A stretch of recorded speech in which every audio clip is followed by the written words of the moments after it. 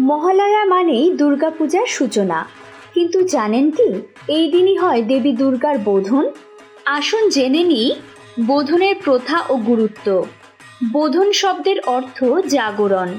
মহালয়ার দিনে দেবী দুর্গাকে আমন্ত্রণ জানানো হয় মর্তে আগমনের জন্য। পুরাণ অনুযায়ী দেবী দুর্গা কৈলাস পর্বত থেকে তার সন্তানদের নিয়ে এই সময় পৃথিবীতে আসেন। শাস্ত্রমতে বোধন একটি বিশেষ আচার।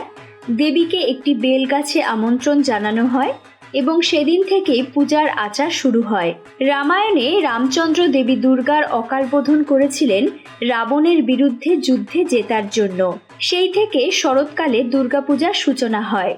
বোধনের মাধ্যমে দেবীকে আমরা আহ্বান করি যেন তিনি আমাদের জীবনে শান্তি, সমৃদ্ধি এবং শুভ শক্তির বিজয় ঘটান। বোধনের এই প্রথা আজও আমাদের পূজার একটি গুরুত্বপূর্ণ অংশ।